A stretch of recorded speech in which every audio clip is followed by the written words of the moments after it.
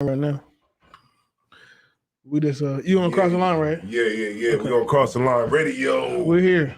All right, let's see what we got here. Any sounds? No, you know, as always not here, so okay. Can we be heard? Yeah, we can be heard. Let me see. You gotta put the drum up. Here we go. Yeah. Oh, you got something right there? Yeah, I got hit You got the Ruden's Peace joint? 1 second. Or the bomb. You can play. Hey, what, gentlemen? It's all about the Ruden's Peace Vidcast. Live on Facebook and YouTube every Friday and Saturday night, right? The Organized Dish Talk Vidcast. Check it out. Delaware, stand up. Delaware, stand up. Delaware. What we got here? We got a skit. Oh, this is not our standard stuff. Big Dummy Horn, Tricking to Nig. I got ISUPK. That's a Sonetta. Okay. There's no group out there better than ISUPK. I don't definitely. Barack Wanai, what's going on, Barack Wanai? We got the bombs. I think that might be like another page. We got the bombs. We got Barack Wanai. Yeah. We got ISUPK Connecticut. What's going on, black folks? Yeah, we got Derek Ford like the truck. Yeah. Shout out to you, man. You know what I'm saying? I appreciate everybody, man, who's on here on the late night. That's right. It's not a glitch in the matrix or nothing like that. This is what we really do on Friday nights, man. We go on anytime we want to. Whenever the spirit behooves me to turn on the computer, that's when I get on. They don't know what time we go on. But shout out to everybody out there, man. We appreciate everybody that's in here right now. We appreciate the 13 people in here. But check this out. Just share it live if you get, you know what I mean? It don't really cost nothing. Smash the like button. You know what I'm saying? Share it.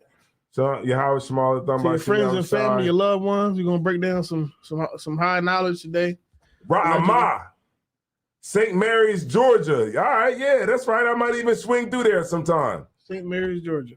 Yeah. Sticks, I would assume. Ayalawath. You gotta get your Hebrew name. Yeah, Hebrew game. Ayalawath. Yeah. The Hebrew game is lacking. Mm-hmm. I probably can't pronounce that. Ayalawath.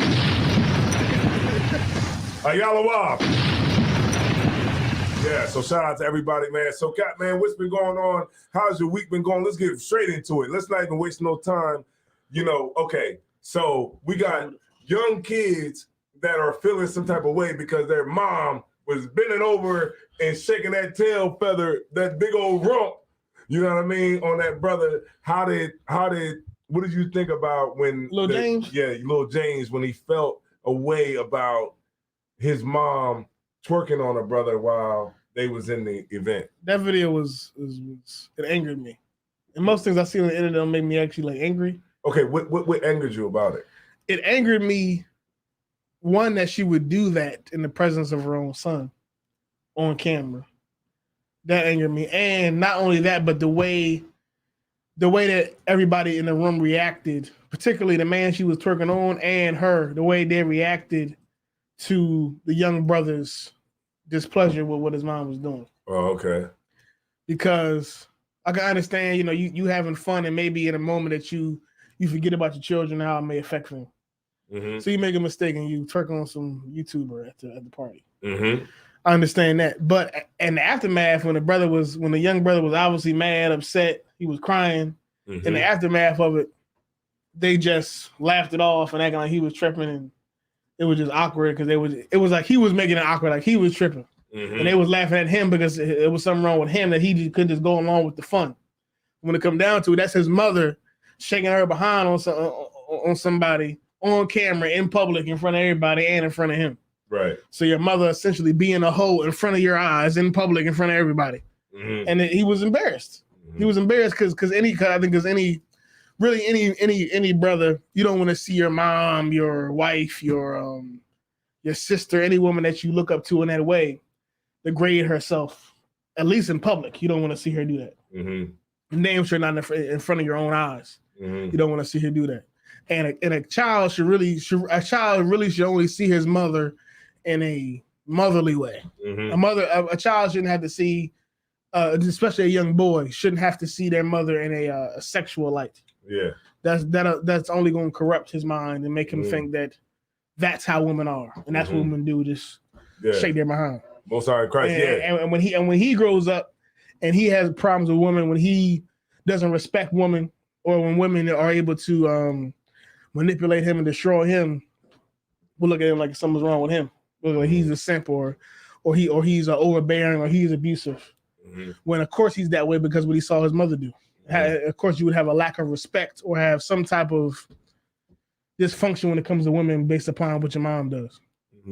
Yeah, because you're absolutely right about that. Like I was talking to you earlier, like when I was growing up, I didn't see my mom twerking. I didn't see my mom with no Halloween costumes on, no stupid goddamn Halloween costumes on. I didn't see my mom doing none of that, dressing up like no bunny on Easter, none of that. You know what I'm saying? Like I looked at my mom like my mom was good. A mother, yeah.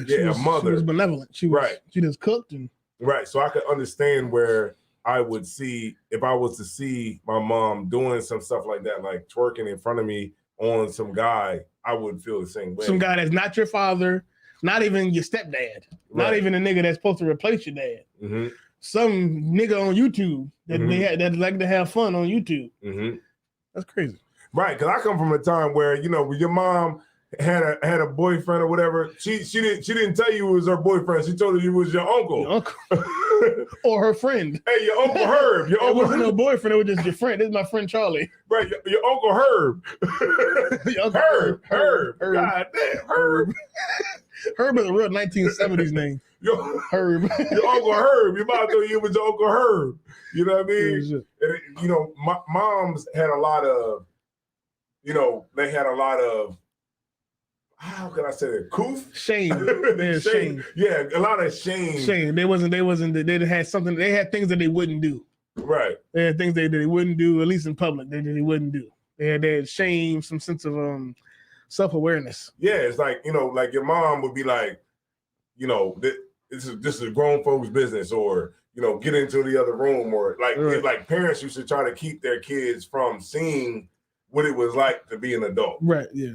And so it made us curious about what it meant to be an adult. You know what I mean? Because when the grown-ups would start talking, they would tell us, get out. Right. This is grown folks. You don't want to get into the conversation. You know what I'm saying? Like the only time the kids came around when I was growing up was to dance. They'd be like, yo, come, hey, come in here. Hey, little dance. And we'd be like, do that little dance you was doing earlier. we be getting up, you know what I mean? We were doing all the dances that we saw on like TV or something like that. Yeah. And that was that. And then we would get out after we was finished with the entertainment for the night. Right. And that's what it was. And it was a good time because, and I remember the general said it too, which was heavy, is like, they protected our innocence. Right, yeah. And I mean, a lot of that, some of that is good because it protects you from learning things that you shouldn't have to learn as a child. Exactly. Yeah, you shouldn't learn. And you shouldn't have to learn that your mom is a hoe when you're 12. Right. Eventually you're gonna learn. Right. But even if your mom is a hoe, at least your mom should have, your whore of a mother should have enough dignity to say, I'm gonna hide my hoeing. At least now when he's 12. Right. Not be a hoe right in front of his eyes. That's right. And you know what? Mom, if you listening, Mom, I just want to say shout out to you because I never saw you wear a Halloween costume. I never seen you, you know what I'm saying, like act any kind of way in front of me when I was a kid, and you protected me from that, you know what I mean, seeing that as a kid. She never showed up to the party as a sexy cat. Right. I know my mom was probably in the club getting it on. Right? But she didn't let me see it. Right. You know what I mean? And that's what I thank her for. At least. Because it at least allowed me to know that it was a difference between a child and an adult. Yeah. Yeah. So yeah, that brother, and then it was like the general was saying, it was like more so like they were laughing and they were feeling some type of way because they were like, oh, he's just young. He don't know how he. Yeah, like really he's tripping, but he's and really what it is, not really what it is, but what I took from it was that one they think he's tripping, but in their eyes is like he doing too much. Like kind of like remember the movie The Menace to Society when they were drinking the beer and the I forget the name. What's the main character? Loc Dog. Not Old Dog, but the other nigga. Trey. Ashtray. Trey is the main character. Yeah, that's Shawn Wayans. Yeah, well, he was going up to the cooler Ashtray. to get a beer. Yeah.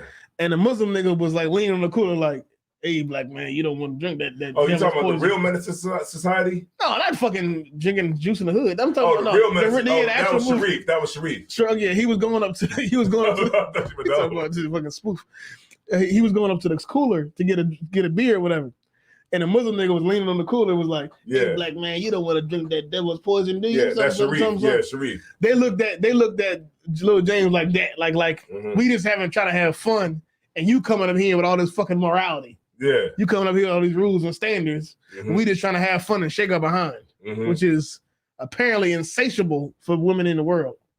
They got a lust for shaking ass. It's gotta be. And he was in the way of it with all his rules and regulations and morality and right and wrong. It's coming out the air, Cap. I don't know what it is, but it's like they have to shake. It's an insatiable thing to shake your behind in your public. Booty.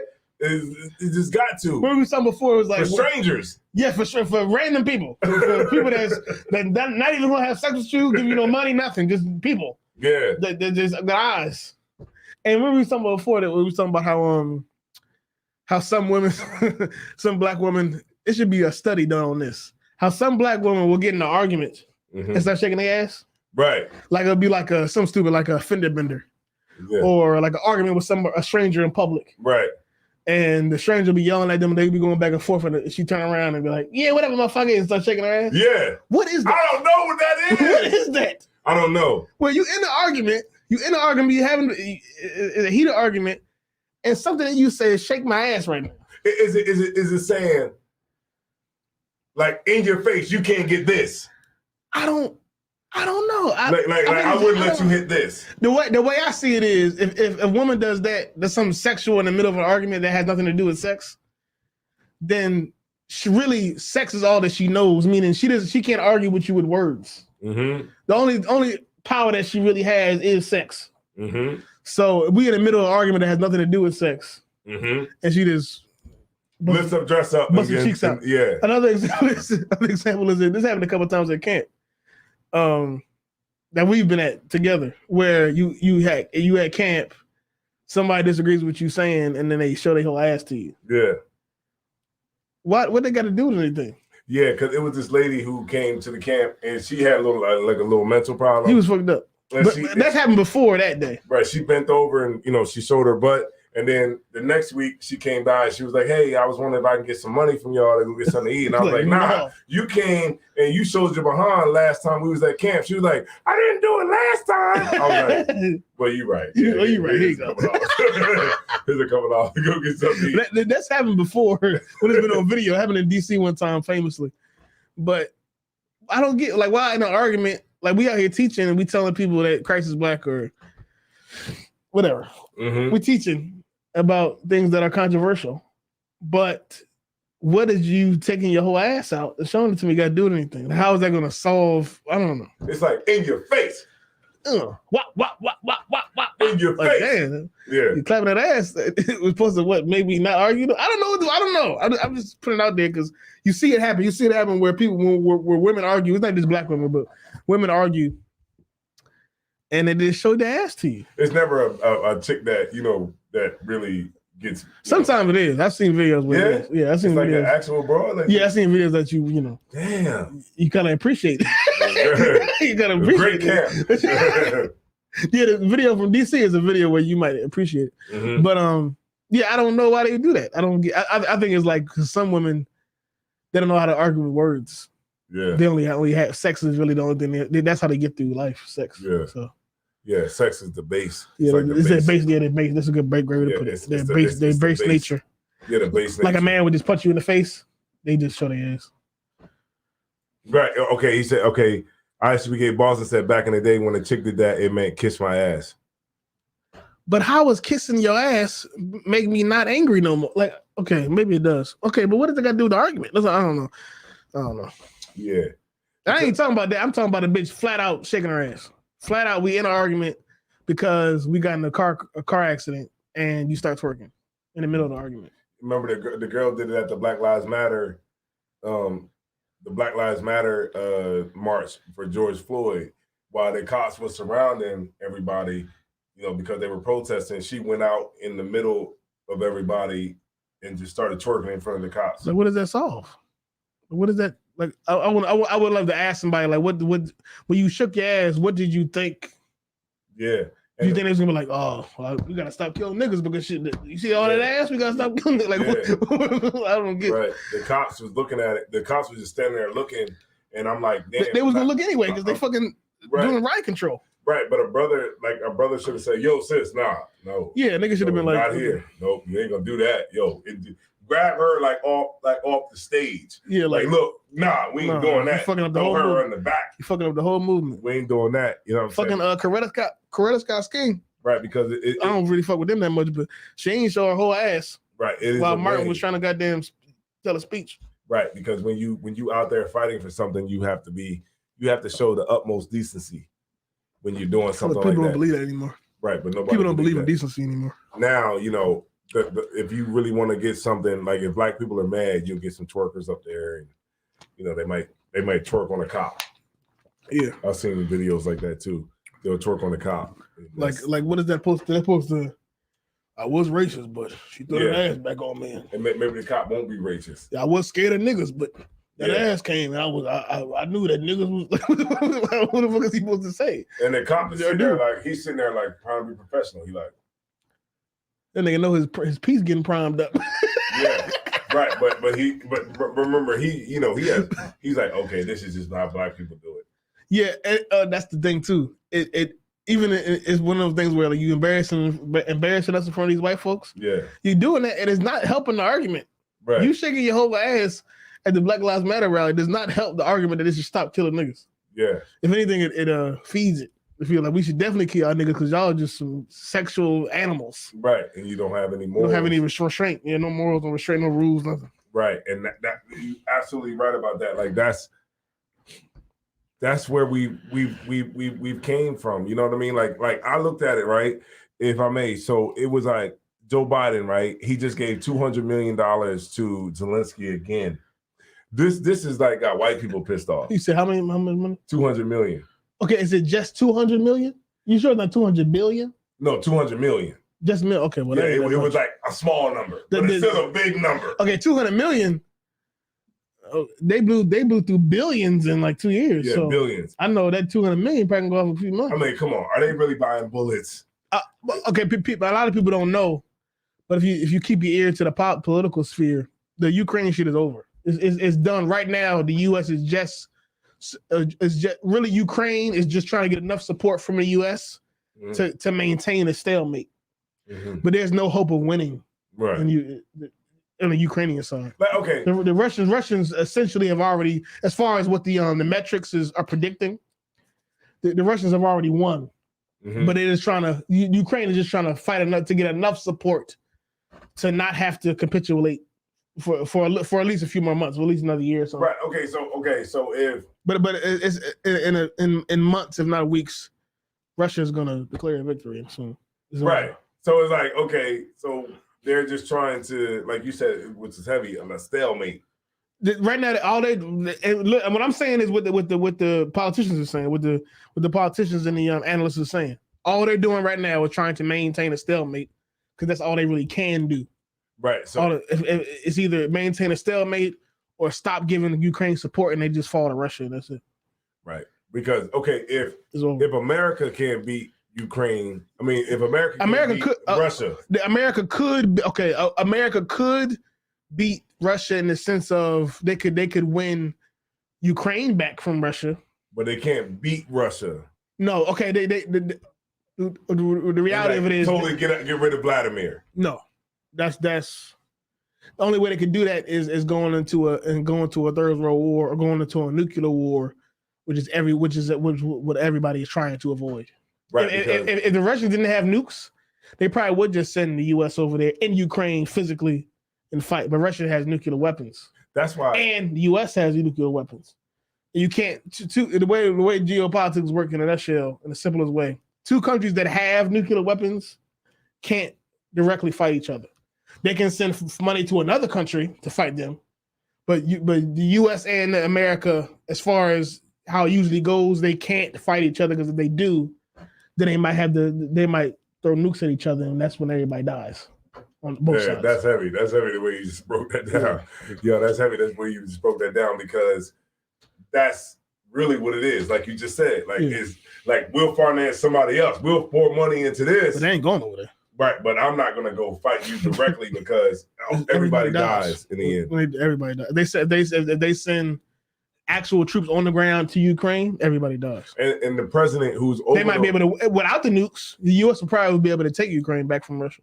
Right, but it's like if I'm the president of Ukraine, or I'm the president of Russia, or I'm the president of America, at the same time you have to think about the people. Yeah, like you got to think about yourself. Yeah, right. So it's like, yeah, me and you can fight, but if I drop a nuclear bomb on you and you drop a nuclear bomb on me, the devastation that's going to take place, it's not going to be worth it. Right. We're literally all going to die. Yeah, we're all going to die. Both sides are going to die. Everybody right. die. So before that, I'll support the Viet Cong. Yeah, some real shit. Yeah, that's really that's like damn near every American war since nuclear. I support North Korea. You support South Korea. Exactly. That's damn near every American war that we heard of. It's like the oppressor saying, "All right, World War II."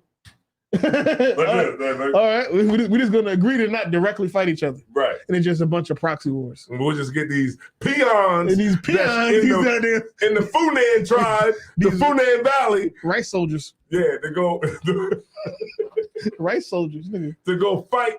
You know what I mean? And we'll do that. We'll fight for other stuff. That's what they're doing right now in Ukraine. They say we're not gonna fight directly with Russia. We'll give Ukraine money in the hopes that shit ain't worked. And the poor people, the people of America, that's what we were fighting for. Yeah.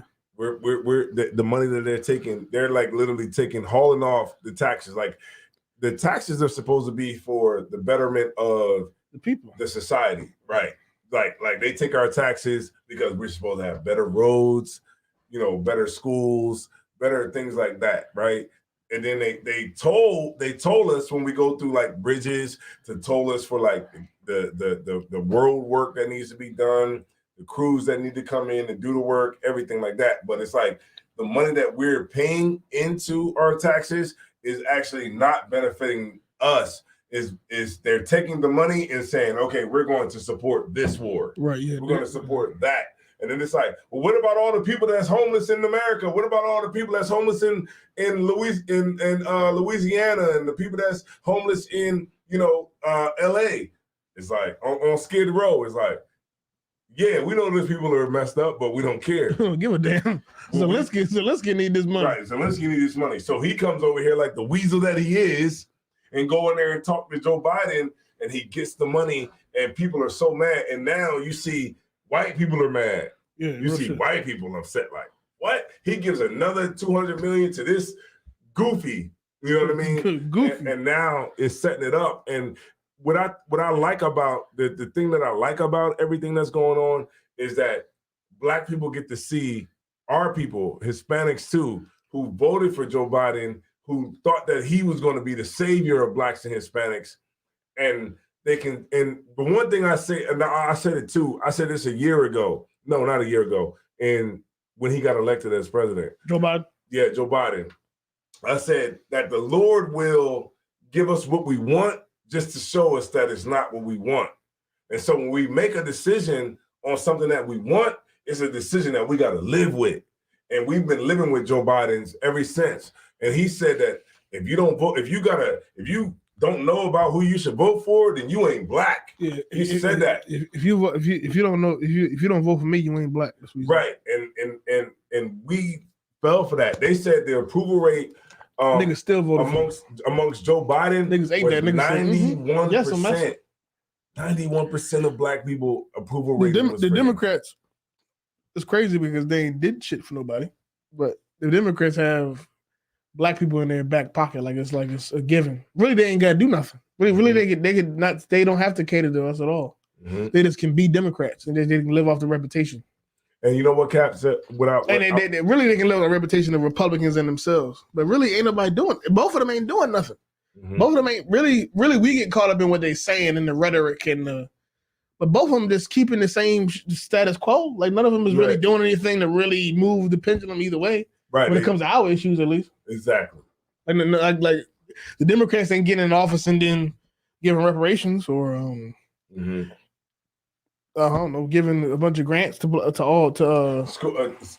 Student loan forgiveness. student loan forgiveness. Like neither one. That of them, even affects white people. yeah, that affects everybody.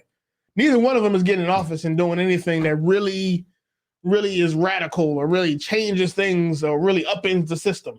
Either one of them. Both of them are just basically getting there and pretty much having at best small incremental change.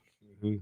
But I think we get caught up in Donald Trump said something about Colin Kaepernick Mhm. and Biden is a Democrat, so he ran with Obama. Kamala, So, yeah, Obama. right. No, you said something heavy. I was just talking to Mataza Pod about this earlier.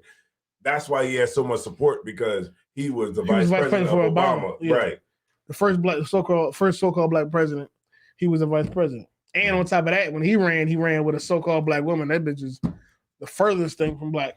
Right, because when she became the senator, they touted her The as first East Indian. right. They didn't say nothing about black. Asian. The first Asian. Right, Asian, Indian of Indian descent. But when she came out, She was the first black woman. of Asian Pacific descent or some Pacific descent or some crazy something like that. But they completely switched it because they knew that we fall to colorism. Right, we fall all the way to it. Right, it could be an Arab in office, but as long as he's dark, Yeah, he close enough. right, we'll take it. He'll be a Pakistani, but as long as he's that, we'll accept that over white skin. Right, yes. Yeah. Make us feel better. Yeah. Which and all of it at the end of the day is just a sham. And the fear for Trump, that'll make every motherfuckers voters acting like that Trump is like he gonna do something that's he gonna just throw us all. I remember when he got elected, it was like we about to go into slavery. Mm-hmm. Trump is when doing Trump got so elected, good. it was like okay, they're gonna round us up. Yeah. And we're going back to fucking Virginia to pick that cotton. Trump like, polls man. are so good. Trump polls are so good. He not even debating. His poll, yeah, he don't have to. His polls, as far as the Republicans, his polls, the more shit that happened legally with him, that's bad for him personally, makes his political shit go up. They're like, oh, we got new charges. Oh man, I'm definitely voting for the nigga. Yeah. Definitely voting. Because he was the type of motherfucker that he already benefited off of negativity. His whole shit was I'm a bad boy. I go against the status quo. I go against the status quo. I go against the grain. I don't do what a usual politician would do. I'm different. I'm rough and rugged. I'm a true American. And he been feeding off of being bad, off of being negative since 2016. They're like, oh, he got a scandal. Ooh. and what the problem is they give him charges. They indict him. They give him charges. They sue him. Yada yada yada. They try to take certain legal actions against him. And when it does, the people that already support him and the people that are Republicans just say they say it's a political movement. They're saying that the Democrats are doing this to keep him out. To keep him out from being the president. And then that's the backdraw of it. It's they just want to lock him up. And the hope is that locking him up will stop him from being the president, yada, yada, yada. But the Republicans and the diehard Trump supporters see that. They see that you trying to lock him up before he can get to the election. And that only makes them want them to support him more. Right. Because you are giving them something to fight for. Right. Now they have a reason to fight. They have a reason to vote for him because the establishment is trying to take him down. And the establishment is trying to stop him from making America great again. And it's getting Democrats on their side. Yes. Yeah, especially when you start to look, and when you start to fine comb a lot of these. Most of the time we only read headlines. Even me, most of the time you only got time to really read the headline, and but when you start to really look into certain things, it's not as black and white as it seems. It's not as a lot of shit. If it was somebody else, he would never got locked up. If it wasn't for the election, he would never got indicted. Nobody would ever sued him. Like, yeah, but She they be was like, doing look, shit. Donald Trump, he had sex with Stormy Daniels. Like, okay, well, who gives a politician didn't have sex with a porn star? Who cares? We already know y'all all nasty anyway. Yeah, like Joe okay. Biden probably had all the hoes. Right. Like, on Ellis Island and wherever the other places they be going, you know, and What's his name? He's at Ellis Island. I don't know. What's the one they be going to? What's the nigga? It's a guy named that died, that killed himself in jail. Damn. Y'all know who I'm talking about. Who the guy that had the island with all the little girls on it? He was raping the little girls on the island. Not Mark Zuckerberg. Not Mark Zuckerberg. He killed himself in the jail in New York. What's the dude? Y'all put it in the chat real quick, man. Y'all know who I'm talking about. Who that they used to go One to. of y'all know who I'm talking about. Damn, what's his name? Hold on, I got it. I'll get it. I feel too when they tell me the name. It's gonna hit you. God damn, they gonna put it in the chat. Y'all know who I'm talking about. Put it in The the Democrats chat. is over there. That's what I'm trying to say. Who is the dude? My point is they're all evil. They used to go to the island. They're all evil. They all lying to you on all the news outlets. They lying to you. They're giving you half truths and they're giving you opinionated knowledge. I don't got my phone. Yeah. What's the name? Nobody's in the chat. I want to come to me. Somebody gonna say it. What's his name? He was on the island. He was in finance. He was like a money manager type economist motherfucker. Damn. Oh man. No. Anybody in the chat? Stockbroker Y'all know? type movie. Yeah, the chat didn't even move. And he killed himself in jail. It's people checking in. You ain't got to check in here. Nobody's logging it down. There's people checking in. Like, I mean, but yeah, he was a dude who they Harvey Weinstein? No, Weinstein. No, that's the other guy. Weinstein was the one that was in Hollywood. Yeah, that's what that is.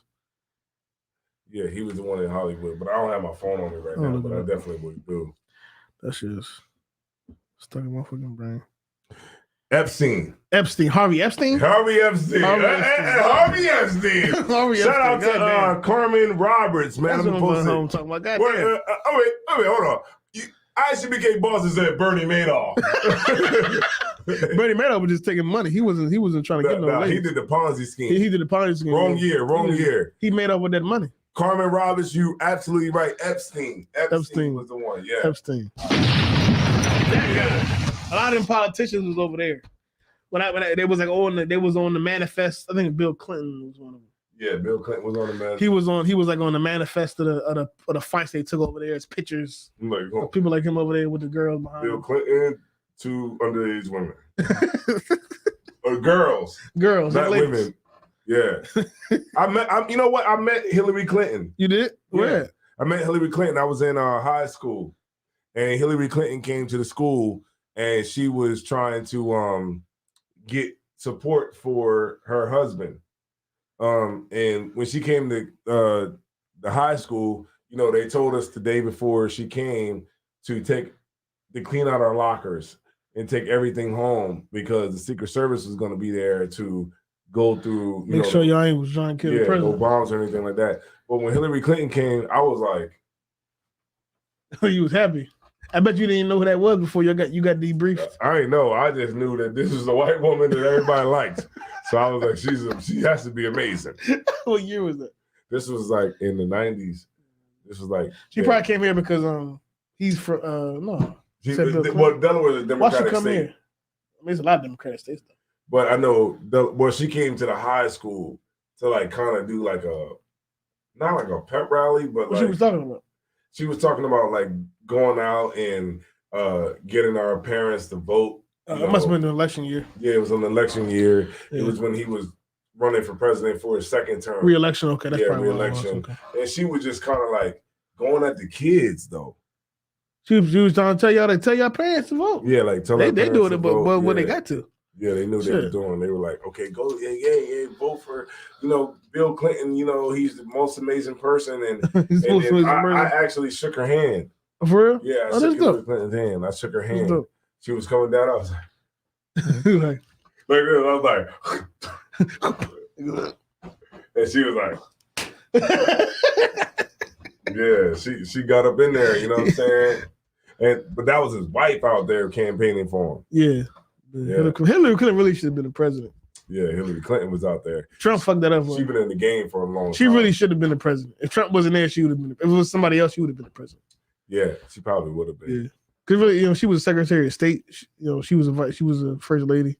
She really should have. That should have been her. I He was feel sorry for her. Donald Trump was like, yeah, because he was like, because if I was the president, you'd be locked up. She was like, Benghazi, that Benghazi shit. Like, she turned her head like. Trump was like, man, basically trying the whole time was like, man, shut the fuck up. Listen, Yeah, like she say something like, like, God man, damn, like, she say something that usually would have hit hard. He was like, man, listen, man, yeah, I would have locked your ass. yeah, I would have locked your ass up she was looked the other way like, damn, I can't believe he's taking it because he's saying shit that nobody else would say. That's Right. his whole thing. His whole thing is he's gonna do what nobody in that position typically would do. Because in that position, you got to be like upstanding, and he just like saying, "Fuck it, I'm gonna just say what I want to say." Yeah, like, what are you doing? Like that's the way she gave him the look. Like, what are you doing? We're in front of people. We're in front of the public. Yeah. You know, and he's like, what? You talk like that behind closed doors, not at the speech. Yeah, we talk about that. We talk like that behind closed doors, Mm-hmm. but not at the debate. In the debate, you try to be, respectable and a good American. Right, because these people are stupid. These are the stupid people. These are the stupid people. And they'll love you just. They'll love you just because you seem to have everything together. Right. So when he flipped it like that on them, it was like something that was so profound, something that was so not the same as the usual as it usually was. And that's why they couldn't do it. Like what's his name? Marco Rubio. He was gone. Bernie Sanders. Who was gone. Jeb? Remember Jeb Bush? Yeah, Jeb Bush.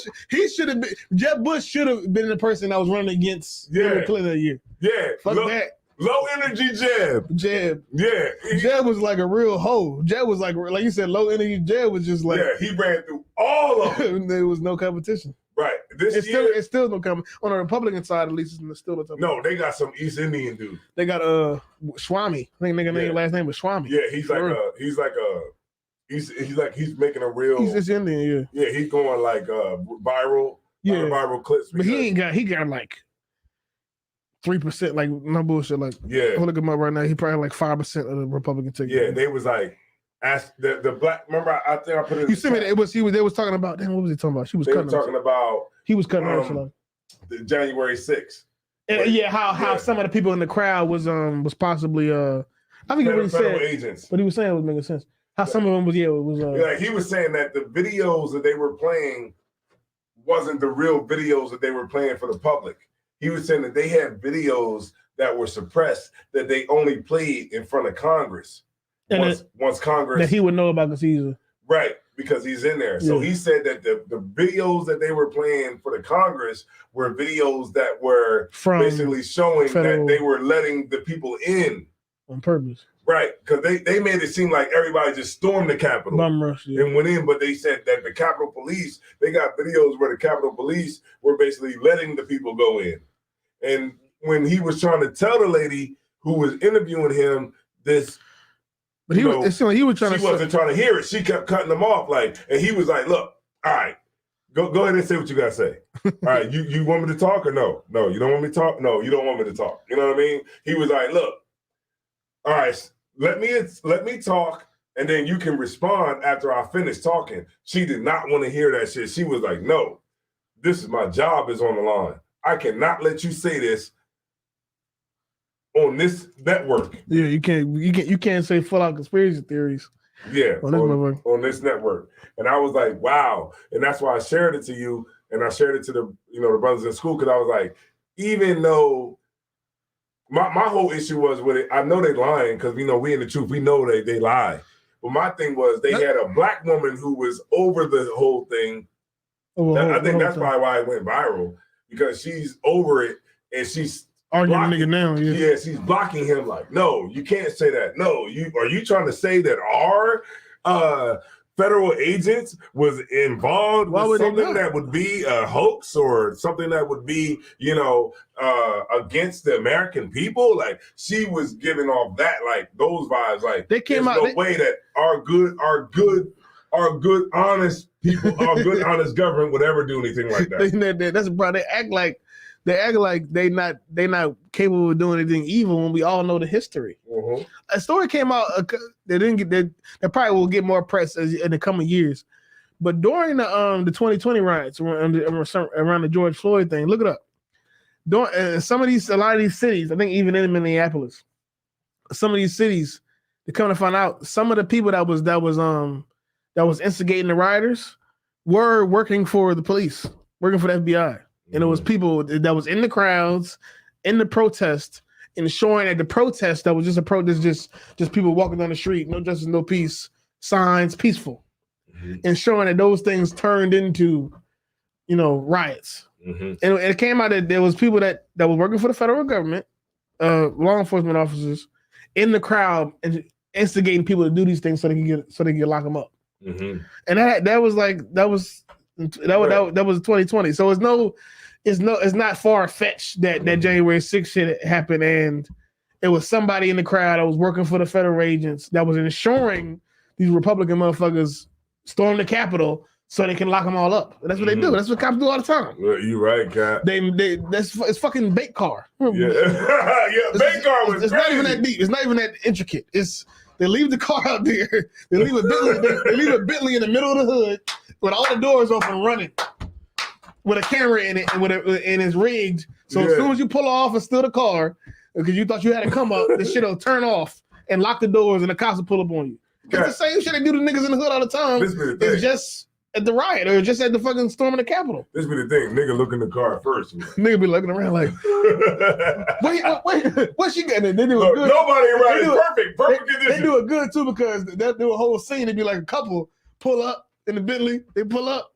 They get out the car. They argue with each other. Some. And then they run down the street. Yeah. And the car they be sitting there for like 30 minutes running. Yeah. And the people they like, damn, where'd they go? They didn't come back. Damn. They look around and shit. They saw a bait car. Perfect conditions. It'd be right in the middle of the. They went down the street. Right. They ain't come back. Right. They walk across the street talking, dang, you see the car over there? Damn, that's crazy. Shit. Yeah. Niggas start contemplating like, damn.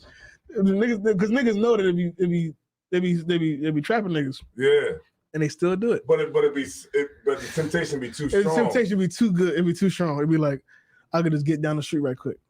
I could just tonight, it's Friday night, I could just ride around for tonight, have a whip, and just leave this shit in the gully somewhere. Mm-hmm. Like I imagine all the thoughts they be having. Right. And somehow looking at the car sitting there running with all the doors open, they say, fuck it, I'm gonna just go do it. Yeah, I'm gonna go do it. And they drive around the block, then click. They be like, what the fuck is this? Like, oh shit. Damn. We in the motherfucking bait car. Oh, God damn. Shit. Oh, like, shit. we in the motherfucking bait car. Shit. God.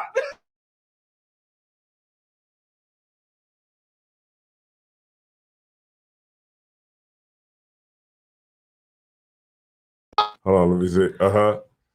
We gotta take it back to my mama's house. Yeah, and that's the one thing too. It's like you don't be pleading with the cops too, man. Don't plead with like the cops. just take the charge, man. Just take it, man. Don't be pleading with the cops, man. It's like I was just on my way home. I'm telling you, I was just on my way home. Officer. It's like, look, man, take your charge, man. Just take it, man. And do what you got to do. Take the ticket. And take your ticket and go home. Get out. You know what you do? Get out the car and go to jail. Yeah, go to jail. You know, I realize niggas fight like that. I've been watching the videos. What's the videos we watching? Like those, the what's those called? The body cam. Body videos? cam footage. Niggas be acting tripping. Niggas act like that because they're doing something illegal, and they can't just be cool under pressure. Mm-hmm. So as soon as the cops say, sometimes as soon as the cop pull them over, mm-hmm.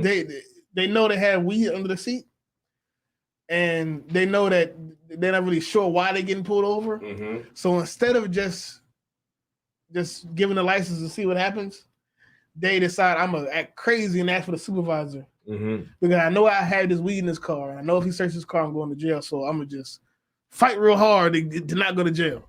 You know what, Cap? Just go to jail. You know what? Something too, like what you bringing out is heavy because it made me think about. When we get this is something that's in us, that's innate, that that we totally, as Black people, You understand, better break it down. but we don't bring it out in our normal lives. What's that? But we do bring it out when we understand the power that the oppressor has. So like when we're like when the oppressor is not oppressing you specifically and you don't feel like it's oppression, it's we all love each other. We all agree. We all love each other. It's all diversity and inclusion, right? And then when the oppressor is locking you up, it's like, shut up, you little white ass. Yeah, shut your white ass up. Yeah. You know, you be seeing people that get locked up on them body cams. They be like, shut your white ass up. And I'm like, why are they saying You do this because I'm a black man. Yeah, Because I'm a black woman. shut your white ass up. Yeah. And I'm like, okay. And if you it's talk because- to that nigga, if you ask that nigga 2 hours before getting locked up Mhm. or getting pulled over, how does he feel about white people? He would have nothing bad to say. Right. But when he's in that position and the cop's like, no, you're going to jail. Shut your white ass It's like, up. shut your white ass up. Cracker Get ass, your, cracker your ass. cracker, blah, blah, blah, blah. It's like, we understand. Those are the thoughts that are really in your head. But we only realize them when the oppression is actually happening. Yes. Yeah. And We only protest when we seen a viral video with a brother getting killed by somebody. Yeah. And then when you see those videos, like what Cap said, just to echo what he was saying, it's like, take your ticket. It's like we turn into little children when the oppressor is getting you on something. Like whether it's a ticket, whether it's you driving drunk, whether it's you committing a crime, whether it's stealing or whatever it is, how petty it is, whatever. It's like once we get into their clutches, their grasp, we turn into children and we take the children role and they treat us like children. You know what I mean? Like you be like, please, sir. Oh, sir, I wasn't. Look, sir, I wasn't stealing.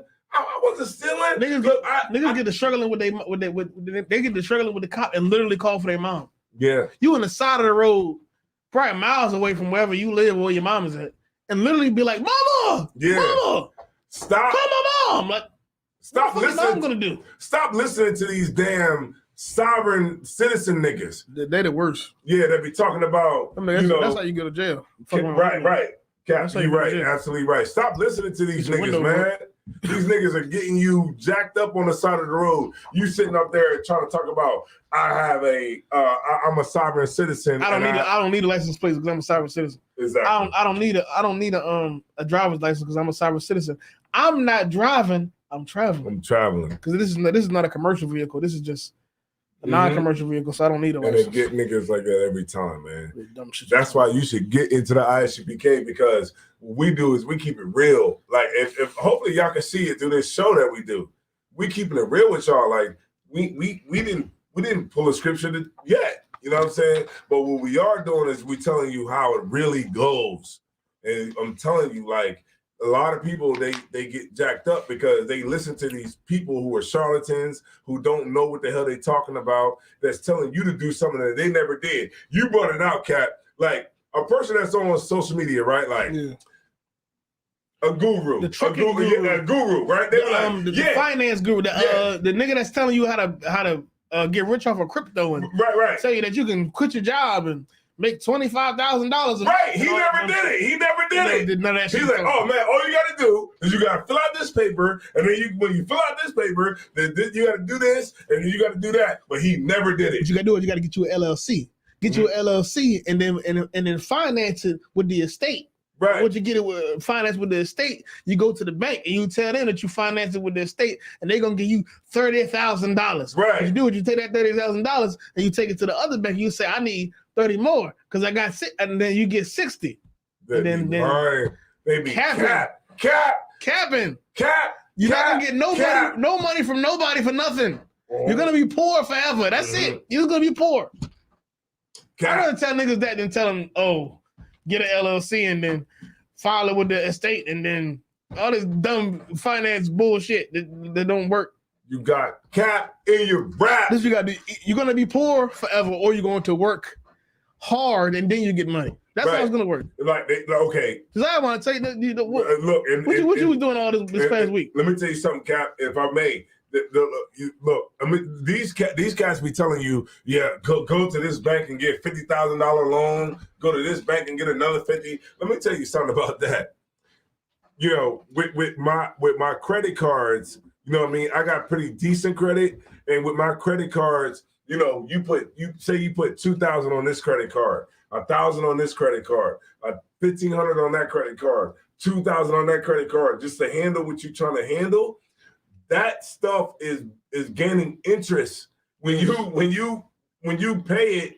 They're like, okay, you owe $2,000. Now the average person is not going to have the $2,000 to pay back that you just put on the card. Oh, you got it good. You got it. He said you got it good. You got it in there. You got it in there. You got nothing on you right now? No. Damn. Get up. Oh, here. There you go. Something. Put on there. This is from like where we was at sometimes. Somewhere we was at. So where you was at? Yeah, I don't know. That's like a restaurant thing. There is something blocking it. Though. Yeah, so you know when they look at it, they're like, look, you have $2,000 that you owe on your credit card. Now you can pay this $2,000 and not have to pay no interest. But if you don't have the $2,000 to pay and you can only pay the $150, we're gonna add $80 on to the charge. Every time, you know what I'm saying? Every month we're gonna add 80 on to the charge, 60, 70. You know what I'm saying? And that interest charge is going to kill you every single time because you don't have the money to pay the $2,000 back right away. So that's what these so-called gurus don't tell you as a brother or a sister that's trying to get something out of life or trying to get your finances together. They're just going to tell you the glory of the whole thing. So you're selling you dreams. That's all really selling. Exactly. And that's why, they need selling you brothers who are really going to be there to tell you the truth about it and that you should be listening to, but not these cats who you see walk around with an Amiri shirt on in a bag, and they look like they making money at the conference. Right. Don't look at those cats, man, as the people that you should follow because they are leading Black people down to a dead end. And it happens more often than not because we like to look at the bag. Like we look at like this cat, like Cap brought it out. And I was like, damn, Cap is so right about this. Like these cats that be on there, like these gurus, they never did what they talking about. Yeah. They just got the information on what it takes to do it. They only did it for so long. At best, they only did it for so long. Right. So it's like, you got to do. They flipped a couple houses and then they said, I'm going to make a course about flipping houses. And that's how I'm going to be a millionaire. Right. I'm not going to be a millionaire because I flip houses. Even though he never flipped the house, that's the main difference. They may have done the thing they're talking about. They may have rented a car onto a road. They may have flipped the house. They may have drove a truck or some shit. But the problem is they didn't become a millionaire off of that. Right. They became a millionaire because they taught you how to flip a house. Right. Because really, especially in the internet age, that's how you make money quickly off of selling dreams, off of telling somebody, this is how you're going to make. This is how you're going to quit your job. This is how you're going to make passive income so you can never work ever again. You can just make money and just make money in your sleep and all that old bullshit. They don't make money. Like that one dude, remember he walk around and be like, hey, sorry, man. Sorry, my brother. Hey, what can you tell me what I need to do to make money?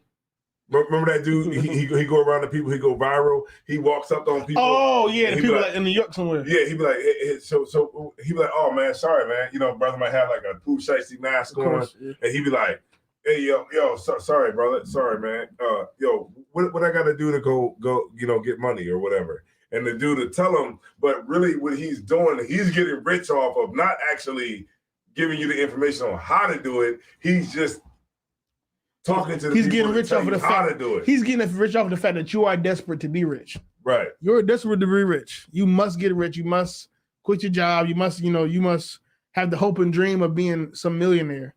And he knows that. So he'll tell you what, what sounds good enough to make you think that, okay, I can do this and become a millionaire. Cap, you absolutely. And you'll go try to do it and it will be 10 times harder than what he told you to do. Absolutely. But guess what, Cap? I saw the video from that same dude and he was moving into his new crib.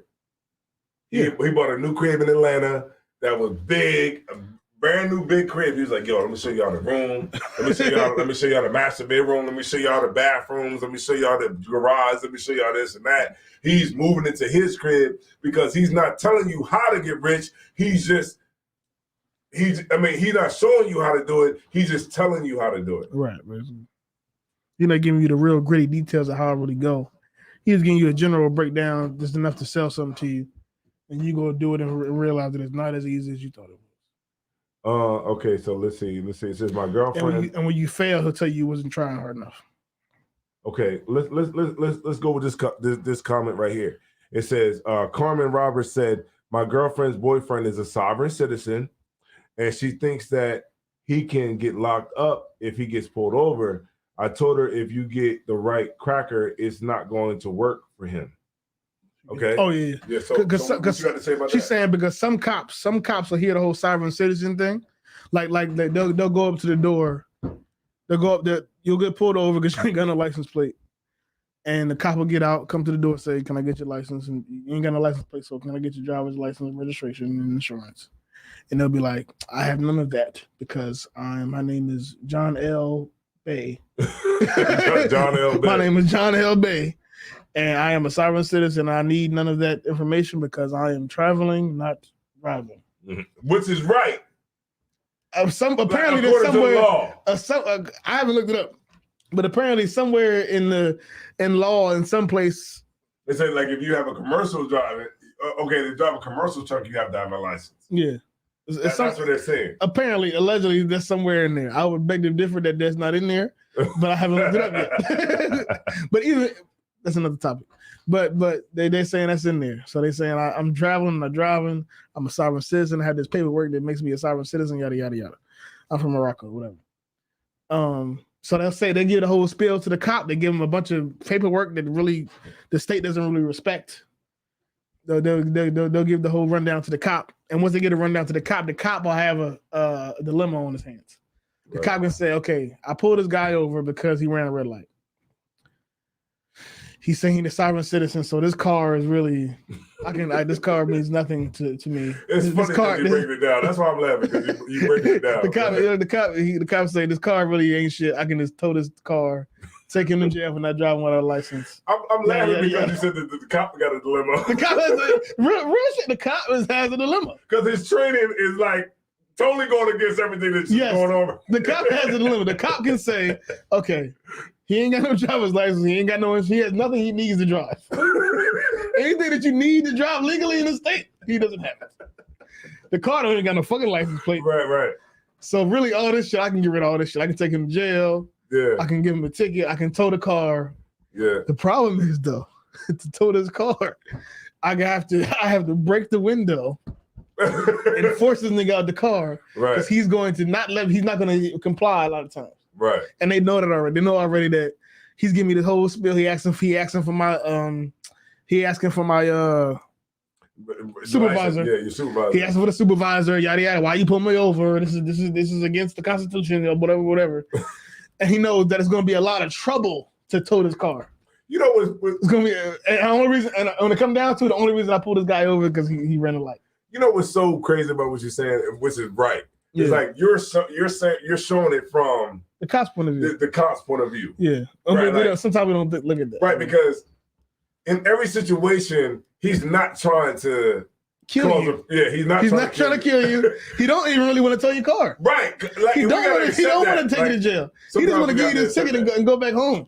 Right. Sometimes we have to. Cops be scared. Cops don't be like, I just want to kill niggas today. Like, right. We like to think that, but a lot of cops, it's a fucking job. They're trying to pay the fucking bills and go home. So like you said, it's like, okay, he has all these things that are against him. The cop already knows what he could do to the cat, given a scenario. But the problem is to do that to the cat, because he's a sovereign citizen, they know that more than likely he's not gonna just get out the car. I'm gonna say, all right, so you're not getting my license, you gotta get out the car. Nigga gonna be like, I'm not getting out the car. I'm not getting out the car. Y'all, I want to talk to your supervisor because you're going against my rights. So eventually the cop gonna have to break the fucking window, pull the cat out the car, do all that whole thing, file a bunch of I'm assuming once they touch people, they gotta do a bunch of extra fucking paperwork. Right. And on top of that, the nigga might have a gun in the car. In the cop's mind. In the cop's mind, this cat might have a gun in the car. I might have to shoot it out with this motherfucker. I might have to risk my life over a fuck because the nigga ran a red light. Mm-hmm. Am I really willing to go through all this rigmarole, breaking the window, possible gunfight, paperwork, wrestling with this nigga on the ground, because he ran a red light and this car completely illegal, but all he did was run a red light. Have a good day, sir. That's what they say. They start talking all that cyber shit. If you catch a cop on a good day, they're gonna be like, "Have a good day, sir." Whatever. Yeah, just keep it moving. But you might catch a cop that got time. But you got. But the problem is, I think that's what she's trying to say. That if you, that's what she said. She said if you run into the right person. Yeah, if she said if you run into the right cracker, it's not going to be work for him. If you run into, what you say again? It's not going to work for him. If you run into the right one, it's not going to work for him. Because a lot of cops, they'll let you off because they don't want to go through the bullshit that's going to come with that sovereign citizenship, which is a bunch of physical things. But certain cops don't give a damn. Certain cops is going to call the supervisor. The supervisor is going to come and be like, "You don't have no license. You don't have no registration. Your license plate say that you is Moroccan. Your license plate is from Morocco. We in Utah. Right. We're in Michigan. This is not. We don't do that here. Right. And they're gonna ask the supervisor's gonna be like, "Hey, get out the car."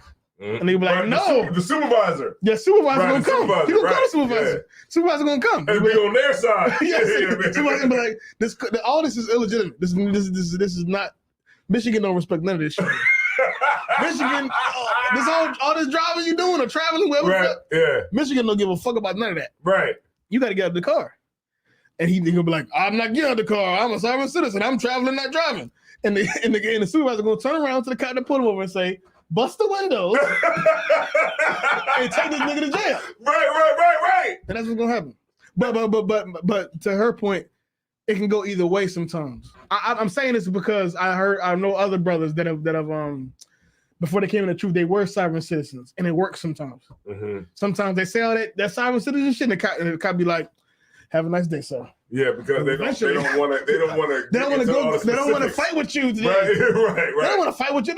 Like I said, the cop don't want to fucking break your window. Some cops, they don't want to break your window and pull you out the car and all that bullshit. Yeah, he trying to go home. They don't know you. They don't know if you got a gun in the car. Yeah. They don't know if you really ready to fight. They don't know what the fuck gonna come with this. Yeah. They just want to they want to have an easy day today. They don't want to whoop nobody's ass today.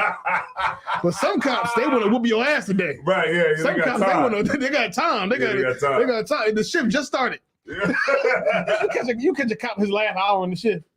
You ran a red light, he pulled you over. He don't want to fucking fight you today. He was just trying to give you a ticket and go home. Yeah, have a nice day. Have a nice day, sir. Yeah. But some days they gonna call that supervisor and beat your ass and fuck your car up to get you out the car. That's why we do this show, man. To give our people the truth. Yeah. And like really the cold hard truth. Yeah, she right though. That's just whoever said that she right. Like right. It can go anyway, but the problem is you out there riding dirty. Eventually they're gonna go catch up with you. He said the cops do understand that the sovereign citizens do not like the law enforcement and it can get volatile. Yeah, they know. They already know that. Cops already know that. They already know that it can get sticky. So I'm sure some days cops be like, "Fuck it, I'm not even going." Yeah, because it's what it's going to take. You might have the kids in the car. You got the kids in the car. They're going to call other police officers from other places. Yeah. Before you know, it's 10 cop cars here because I had to take you out. Like, it's a whole thing. Yeah, because if I was a cop, I would be like, yeah. Fuck it. Yeah, but some one day, this shit happened a couple times too. This the third nigga you ran into talking about some sovereign citizenship. Like, man, fuck, I'm taking you out the car. You know what happens too, Cap? Like that they got a YouTube channel called Cop Block. Cop Block. Yeah, Cop Block. And it's like people that go up to like say like if they might have like a what's that, like where they have like they'll have a place where like they'll check for drunk drivers. Yeah, the pit stop, I guess. Yeah, like a what's that shit called? I forgot what it's called. We keep forgetting phrases again. Yeah, it's like a place where they'll have like they'll try to stop people who's driving drunk, and so they'll have the stop, and then somebody will run right up to the stop. It'll be a white person. Yeah. They'll ride up to the stop, and they won't roll the window down. They'll put put a piece of paper up there. Yeah, what's your license? They'll just put it up on the window. Yeah, like, they won't say so nothing. They can read it. Right. So the cop will read it or whatever, and then they'll be like, "If you got anything else to say to me, call a supervisor." Now, we'll, as Black people, because we want to be citizens so bad of America. We want to be accepted so bad in America. It's some white people that do this shit. We'll see that from white people too. We'll see that and be like, oh yeah, I'm going to do that too. But because the problem is legally you don't have to say anything to the cops. Right. Legally you don't have to say anything to them. Right. You don't have to do any of that. Like some states you don't even have to give them your license. Some states is mandated you got to give them your license. But some states you don't got to give them your license. Right. Those little things they be having like for the drunk driving, that's all illegal. They can't literally just stop you for no reason. Yeah. But because like, you know, we're in America, it's like it is what it is. It's like, you know what I mean? Law enforcement is law enforcement. They have authority. So it's kind of like you have to kind of know when to hold and know when to fold. So sometimes like on the side of the road at 2 a.m. is not the best time to be trying to do this, because now you, like what we were talking about, you have these racist cops that are out there with time and they're ready to grab you out the car. They're ready because to them it's like when you say, "No, I'm not rolling the window down." It's to them it's like, "Oh, you disrespecting me as a man." And sometimes they think that sometimes cops, I think legally in general, it varies a bit from state to state, but in general, cops they need reasonable suspicion to stop you. Stop you. They need something to happen that they think that you're about to commit a crime right now, or going to commit a crime. That's what they typically need, like reasonable suspicion that you're about to do something. Mm-hmm. The problem is when they pull you over and you say, and you don't want to give me your license, you don't want to roll your window down, yada, yada, that feeds into the notion of, well, why don't you want to give me your license? Mm-hmm. Why don't you want to roll your window? Is it because there's weed in this car? You don't want me to find out? It only feeds into their argument that they're going to make in the court, which is one thing I learned. If he didn't have nothing wrong, why didn't he just give me his license? Right. And if I may, one thing I learned too about like from the generals is this, like, you know, when you get pulled over by the cops, right? Because I got pulled over on a day ago. I got pulled over on Thursday, the DOT inspection. Again? I got another one. I got a DOT inspection because I drive trucks, right? I got a DOT inspection and the cop pulled me over. Now, what I understand from the school being in the truth is this, right? Yeah, I'm legal, got my insurance, registration, got all my compliance, everything done, right? But what I also understand is that even though I have these things, that I'm still a black man. Right, the cop don't care about that. And they don't give a fuck about that.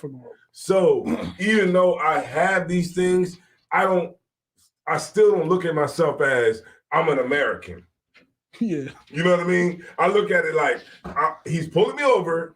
I have all my paperwork, but I'm still not on that same level that he would look at me as being on. And really, just if you look at it outside of race, how would cops know if anybody doing anything wrong, they never put you over? Right. If they just let anybody that license plate ran back fine drive off, then how would they ever solve any crime? Sir. So if I may, sir, so this is what I did. Somebody over. I said, the cop was like, "Yeah, can I get your license registration?" Without me even thinking about it. After I gave him everything, I said, "All right, I'm about to give you my license and registration." Right. I let him know consciously. I'm compliant. Yeah, I'm gonna get this for you. For you. I'm not fighting against you. Right. I'm not gonna be like, "Oh, I'm a good nigga." Okay, all right, no sweat.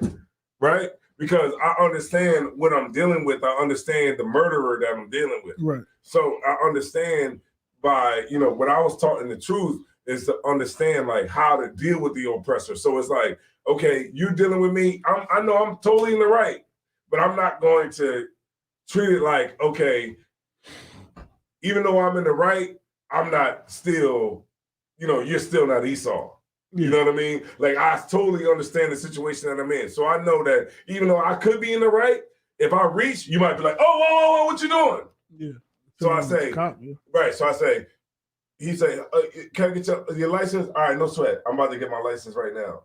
So he like, okay, go ahead and get it. So I'm like, all right. When you doing the trucks, I seen videos about this. Do they get up on the little step? Yeah. Like ran up on you like this? Yeah, the ones that are like in it. Like the ones that are in it. Like he stepped up on. I got it on camera. He stepped up on the I've thing. seen Like, video before. yeah, what's up? You know what I mean? What's up? What's in here? You know what's going on? He was like this. Like what's up in here? What's up? What are lights? You know everything good in here. You got everything. you got everything. You got everything in here. In the car with you. Yeah, I got it on camera. So so I asked him, I said, you know, hey, so what about those people that still riding past where we're at? Because it said that we supposed to all come in here with commercial trucks. And he's like, oh, yeah, those people. I was like, what, they got like a pass or something? He was like, yeah. You can buy a pass where you can bypass some of this stuff. They'll tell you to keep going. But I had the camera like this pointed at the window. Yeah. And he looked up. And when he saw me, he saw that I was recording. He started like explaining to me like how everything was going. And he was like, yeah, this is what we do, blah, blah, blah. And then he stepped down. But it was just like in that moment, I just understood that, yeah, I might be totally in the right, but I still understand that I'm black. Right. In this motherfucker too. And a lot of our people, they get duped by these people that think that, yeah, you can deal with these people like you ain't black. Right. Because at the end of the day, you know, like these sovereign citizens, they kind of think like, in a way, they've been brainwashed to think like, I'm not a nigga out here. Basically. I'm a sovereign citizen and I'm not a nigga. Like you can say something to the cop in that moment that will make him. Right. I'm not the average nigga. Forget. I'm not the normal nigga that's from America. Like, I'm enlightened and I know my rights. Right. I know my rights. So that's what I'm trying to say. Motherfucker don't even know their rights, bro. That's what I'm trying to say, Cap. And it was like, and that's where we get duped at, because this white man on the side of the road, he's like, nah, this is a nigga.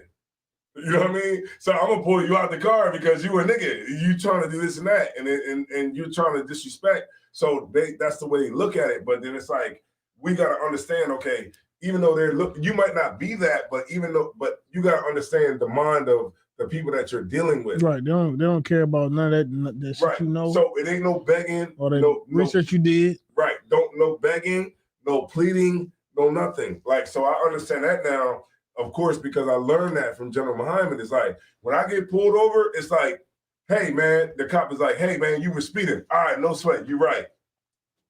Let me get a ticket. Get it. You're right. If anything, I fight it in court. If I didn't speed. Yeah, you're right. Let me get a ticket.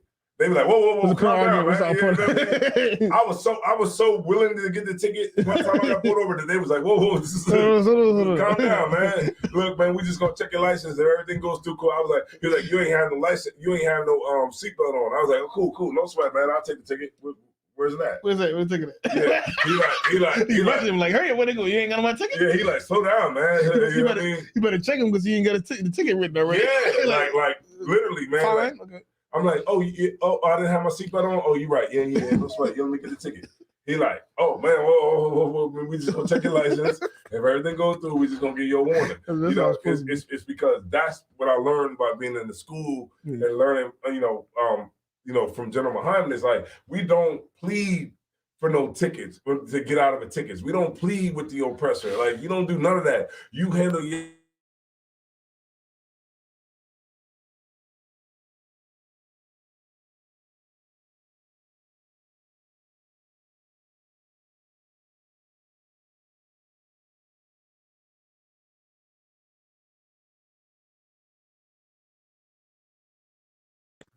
Don't throw a temper tantrum when you get pulled over.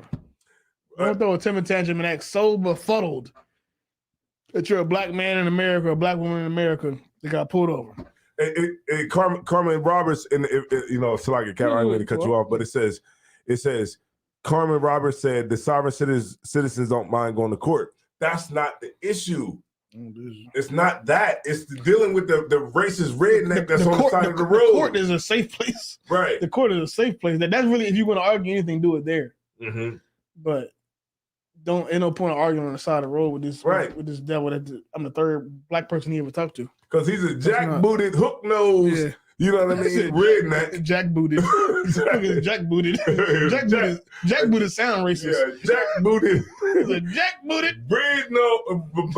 He's a jack-booted, red-blooded American. Hook-nosed, you know what I mean, GOP, you know what I mean? And that's what we're trying to help our people to understand, help them to understand, because, our people still, okay, let me tell you this. The ISUPK is about being safe and our people being safe. It's about being practical. Practical, right? And when we go out and with the leadership that's over Black people, they teach us to go out and not be practical and not understand the situation that we're really dealing with in America. It teaches you to be emotional. Right. So they'll have Black people going out really thinking that we Americans. Like, yeah, I'm American.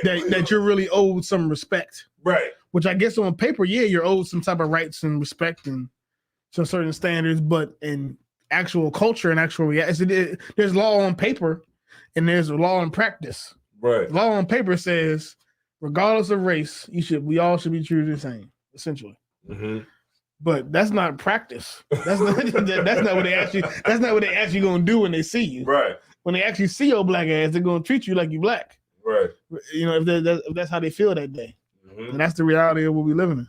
Right. And don't throw a fucking temper tantrum because you think that we all should be treated the same. Right. Yeah, sure, maybe we should. Well, But you that's should, not what they, right, you should. Yeah, I mean, sure, yeah. According to them, we should all be treated the same. But that's not what they actually gonna do when they pull you over. Right. That's not what's gonna happen. And that's what, you know, with I think, you know, the Lord that I was able to learn from the ISUPKs is like how to deal with the oppressor, like on every end. You know what I mean? That's what I wanted to say. It was a video with this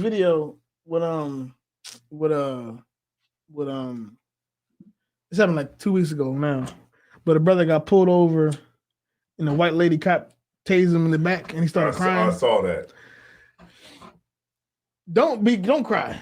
Right. I don't remember that video when she tased him and she was talking shit and he started crying. She's like, shut the F up. You was a big badass earlier. He like, don't take that tase like a man. Right. Nigga, take that nigga, suck that tase up. Like, right. He started crying like it was over. Like, yeah, take it like a man. Don't cry. They can take that taste like a goddamn man. Hey, Cap, stiffen up that upper lip. Like, you dirty bitch. Yeah. You dirty bitch. Yeah.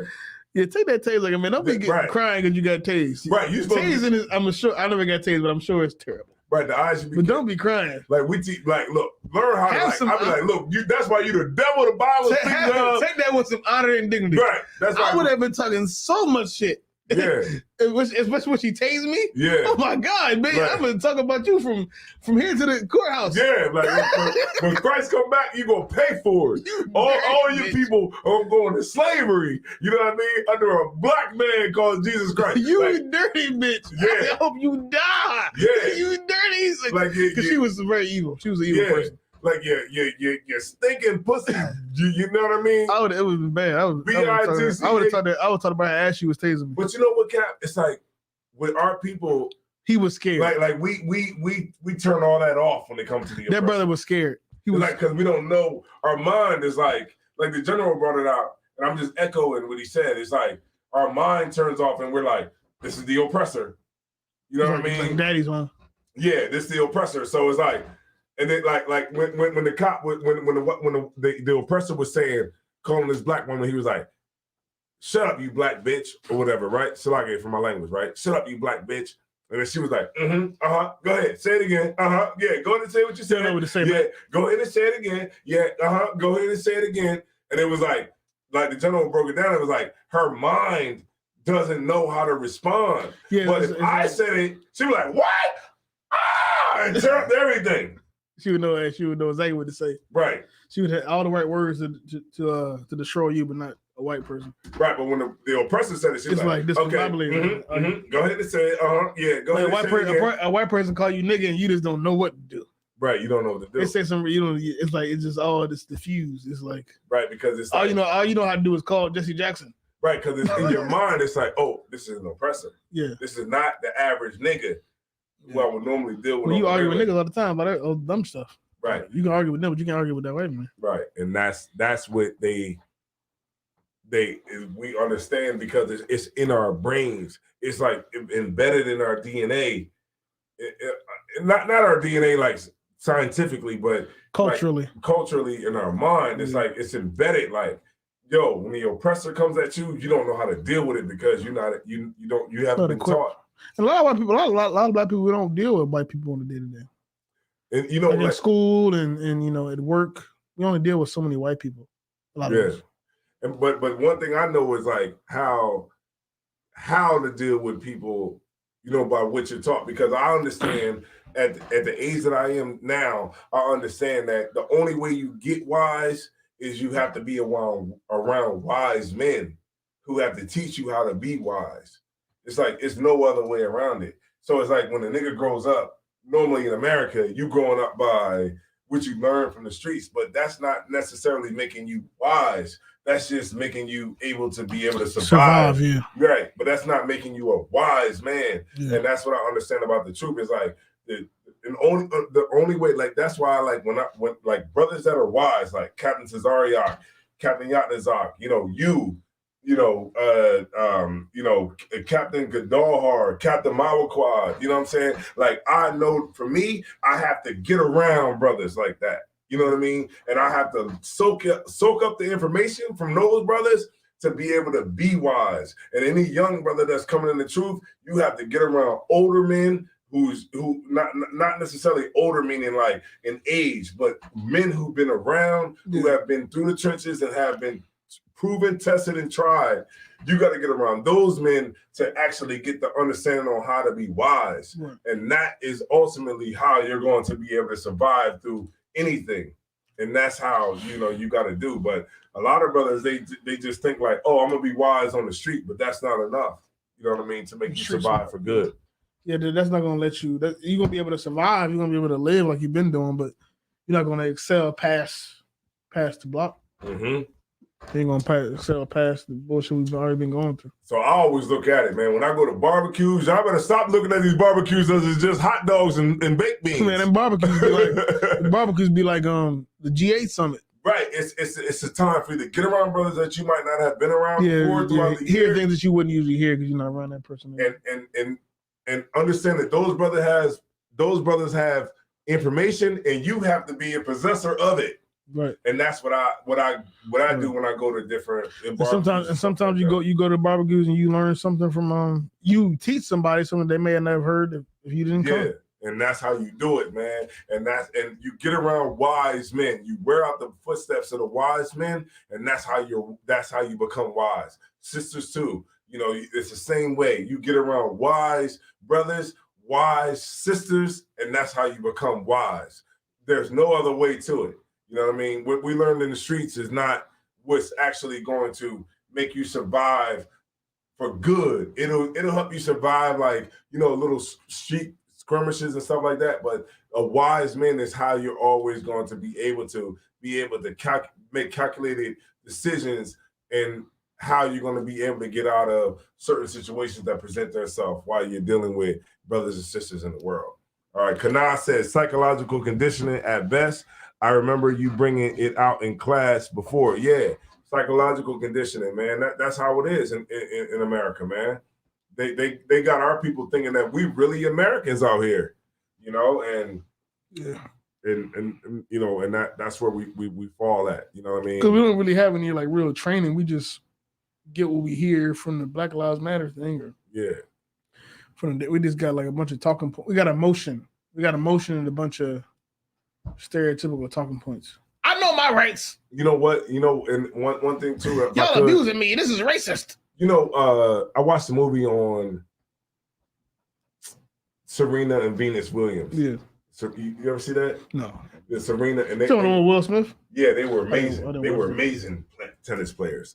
And apparently, shit. Their dad he didn't like white folks because he'd been through it. He said when he was younger, he was a young kid and he got beat up by a bunch of white men grown up white men because he didn't say Mr. He didn't call the white man Mr. And he was born in Shreveport, Louisiana. So he got beat up by a bunch of white men because he didn't bow down. But his father ran. Damn. And left him. And that was why he was so protective of his daughters, because he didn't want them to be eaten up by the world and him not be able to protect them. Right, like his father didn't protect him. Like his father didn't protect him when he got beat up. And he said it really did like a psychological thing on him because he was a kid and he saw a grown man run and leave him. Yeah, run and leave him. Like, I'm like, man, that's crazy. You know what I'm saying? And at the end of the day, it's like, we have to, you know, like him, he was like, look, man, I understand what it means. I understand who y'all oppressors are. And maybe that might help Black people in the long run to understand, like, once we see the history, like the scriptures say about, you know, the things that was written, the foretime was written for our learning. Like, we got to be able to understand, like, where we came from and then how we got to where we're at now. So we'll be able to make calculated decisions when we're in those particular situations, but we don't know that because we looking at, like, we listening to some, you know, some white dude with a YouTube channel that's specifically going through the, you know what I mean? Yeah. He's going through the border, so and he's just putting the paper up there like this. So we're looking at that like, yeah, we're right. We're Americans. We going off of what we've been told should be the case today. Right. Especially in that moment we get put, we've been told that now we should be past these racial issues. Mm-hmm. Now enough should have happened to where I shouldn't be being harassed because I'm Black. Mm-hmm. But I shouldn't be getting pulled over because I'm Black. And I think the problem is too, we think white people get pulled over too. They do. White people get pulled over too. They do. I think really a part of being American is getting pulled over. It is. So really, when we talk about it, you getting pulled over, you don't by being an American that's equal with all other Americans. You're right. You don't get to not get pulled over. I got pulled over 2 times in 90 days. Getting pulled over is a part of being an American. 90 days. It's really a part of being American. Simply because you got pulled over doesn't mean, even if America was equal on racial lines, it doesn't mean that even if you were truly an American, like equal and viewed as everybody else, you would still get pulled over because they pull over white people too. Mm-hmm. But I think white people, as far as the raw numbers, as far as like not the per capita, but the actual number, more white people get killed by cops than Black people. Mm-hmm. The problem is Black people get killed more per capita, like in relation to our population is very high. Mm-hmm. But as far as the raw numbers, while more white people get killed by cops per year, because they get pulled over. Cops show up to their house.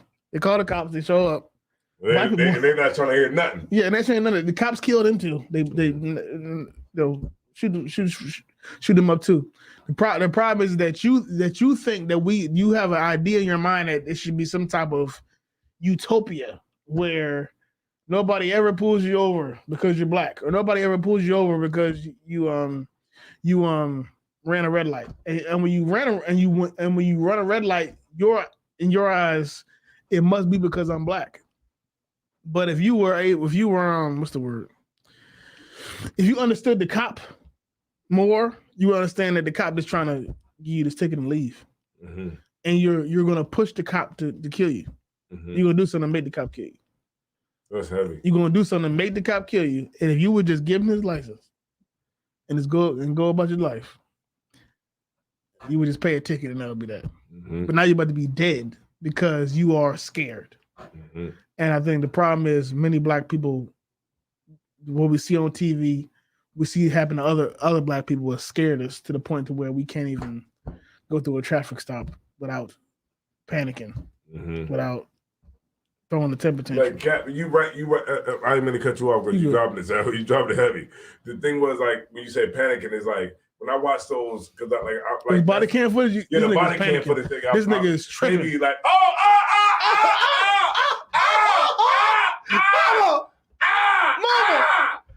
I'm like, wait a minute, I'm just I didn't put the gums on yet. Y'all abusing me.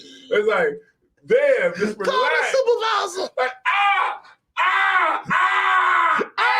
ain't even do nothing. My back. My I like my back. It's like, goddamn. Like the cop was like, hold on, man. I just grabbed your arm. You know what I mean? It's like, you know, I don't even got the cuffs out yet. it's like, and that comes from us like just watching these goofballs who think that like this is the way to go. Yes. Like, yeah. Sometimes you could be like, all right, what's the problem? All right, you know, we pulling you over because of this. All right, we just need your registration, license, or whatever. You be like, all right, no sweat. Here you go. Boom. They be like, okay, all right, you can go. You can go. Or I give you this ticket. Right, I'll give you this ticket. Like, oh, $200. All right, it's $200. It might be not but like you're alive. Right, it might not be. You didn't go to jail. Right, it might not be a ticket that you might like because of the size of the fine. Yeah. But you know you can fight it later. Yes, you can fight it later. On the side of the road. On the side of the road that's not right, safe. It's not the time. That's not safe. Right. It's not safe to be arguing with the cop on the side of the road. Right. Argue with the cop in court, if anything. You can argue at all. Cop argue in court. And niggas ain't killing niggas in the court. Right. They killing niggas on the side of the road, traffic stops, in prison. That's what they killing niggas. They ain't killing niggas when you sitting in front of the judge on a fucking traffic violation. That's not what niggas is dying at. Right, Cap. They dying on the side of the fucking road because sometimes, not all the time, sometimes because they these devils and that's it. Yeah. But sometimes because you're panicking and the cop is scared of you. They're scared of your big black giant ass panicking and yelling about the supervisor and doing and moving too fastly. And they're gonna harm you. And that's what I hate so much about like the leadership of black people. You know, I hate the fact that they don't teach us this to actually. Let's give you emotion. Let's give you no justice, no peace. You said something like one time, and it stuck with me when you said we are serious about saving our lives. And I don't think that the leadership of black people, and we know who the leadership of black people, I don't have to say it. They're not serious about saving our lives. No. Because if they were, then they would be saying the same thing that we're saying. It's like to understand that you're dealing with the devil. Right. So just understand that when you're dealing with the devil, that he's still a devil. Regardless. Even though you might be right, totally in the right, he's still the devil. So like if I get pulled over, like, and I have a gun license, I'm not gonna be like, yeah, I got a gun license, and my gun's right here. You got a what? I'll be like, you know, hey, license registration. Here you go. Sometimes what niggas do is they don't even say they have a gun license, they just hand them the license. Yeah. It's like I'm not even gonna say nothing. I'm just gonna be like, all right. Or don't say nothing at all. Yeah, here's my license. Here you go. Boom. He was like, oh, hey, do you got any guns or anything in the car? And then you might have to say something. Yeah. Then he's like, because if he asks you that, he gonna search the car anyway. Right. Yeah. So he'd be like, yeah. Because he probably saw it. You know what I mean? That you're registered gun. Or that's why he pulled you over. He pulled you over because he's looking for guns and drugs. Yeah. I'll be like, okay, I got a gun in the car, but you're gonna have to get it. Yeah. He'd be like, yeah, go ahead and give it to me. Nah, I'm not gonna do that. I've seen what happens, you know what I mean? I've seen what happened on TV. I'm not even trying to be a statistic. Look, man, you go ahead and grab it. I'm gonna just keep my hands on the 9 times out of 10, the cop will probably he'll probably take you out the car first, or he'll just go grab the gun. Yeah, just go ahead. Yeah, you grab it. Blah blah blah. Yeah, no sweat. If you do that, yeah. Like, man, just give me the gun. Nope. No, you ain't gonna give me, buddy. Nope. Most cops probably wouldn't even do that. Though. The one brother, he was famous for that. Remember the one brother went viral? He was like, nah, you go and cut the car off. Or he's like, cut the car off. That cat, they were trying to kill that cat was trying to kill. He was in the gas station. He's like, God, he got a gun. That cat was trying to kill him. Yeah. That cat was trying to fight. And nigga ain't had. I don't think nigga even had a gun. Nah, he was like, nah, I ain't touch nothing. The car was running too. Smart brother. He was definitely smart because that cop was trying to. That cop had time today. Mm-hmm. That cop had time. He was trying to kill that brother. And that brother was smart. If I may, Cap, one thing that was heavy about that video was the cop said, he said, I ain't moving. Go ahead and take whatever you got to take. I'm not moving. And the cop said, I think he had a car and drive. And the cop was like, like, I'm not putting the car in drive. I'm not doing nothing. The cop was like, he got a gun, right? He was like, see, I'm not moving. And the brother keyed on to the fact that the cop was trying to kill him. Right. So the brother was like, you can take whatever you want. And then he was like, look, I ain't touching nothing. I ain't moving. You know what I mean? I'm not moving. And then he was like, the cop said what he said, and he was just like, man, look, you got to do what you got to do, but I'm not moving. You know what I mean? even though he didn't have the truth, he understood. Like he was wise. He was wise This enough a to know. devil. Yeah, he knew under pressure. Under pressure, he knew that this cat is trying to kill me. yeah, This like he's on some type for whatever reason he wants to kill me right now.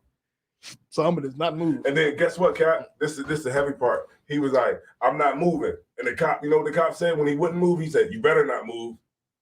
The cop said that. Like That the means cop's like, "Yeah, if you better I'm not gonna move." shoot Yeah, like so if he would have said like, Don't try to "All put right, yeah, I'm gonna Don't go try get to it." put that car in park. That's Yeah. your ass. That's Yeah. it. He gonna tell somebody you thought it was a gun. Mm-hmm. And that's what's heavy. And a lot of things that was said tonight, man, they were necessary, man. Yeah. We try to save brothers' lives through this show. In a nutshell, if the cop pull you over, relax. Relax. Yeah, relax. Chill. If you're not doing nothing illegal, 9 times out of 10, in my opinion, you don't have anything to worry about. 9 Mhm. times out of 10, you don't have anything like really like going to jail, dying. Typically, you don't have nothing to worry about. Typically, statistically, as far as the numbers go, Mm-hmm. just relax. Yeah, just relax. Relax, chill out, give him the license. If you are doing something illegal, know that you're about to go to jail, and that's it. Mhm. That's nothing you can do. Right. Know that if you're doing something illegal when you get pulled over, just know that you're about to go to jail. Just go to jail. Mm-hmm. Just comply and go to jail, because if you don't comply, you're not only going to go to jail for whatever you're going to jail for, you're going to go to jail for resisting arrest. Right. And if I could, You're going to go to jail for assaulting a police officer because you was tussling with him and then your Right. elbow hit him. So Right. now you assaulted a police officer. right, because like what Cap said, if you're doing something illegal, the whole game is about winners and losers. So usually when you're doing something illegal and you don't have a cop pulling you over, then you're winning. But when the cop pulls you over, You're losing. you're losing, right? But odds against you. But you still have a chance to win, Yes, you can go to court. You can right? live for sure. But understand that the chips are stacked against you and you might lose. So So you got to understand that this whole game is about winners and losers. So what we try to do is we try to put you in a position that you can always win. And we understand for you to always understand that the way that you can always win is by being in the right. right. You know So what I mean? my point is don't smoke weed. Right. Stop smoking weed, and then you'll be able to drive. Freely. Like I've been seeing like Freely. But I saw the body cam video today before I came down here.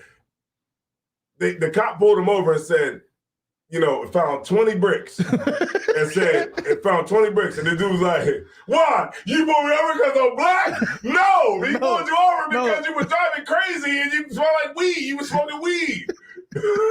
I pulled you over because you were swerving, and then when Right. I got to the car, it smelled like it was 20 bricks in here. Yeah.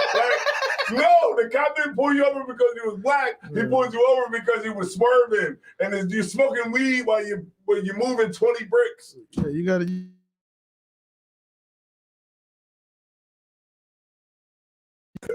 I'm laughing, but it's true. Yeah. You got to follow Jesus under.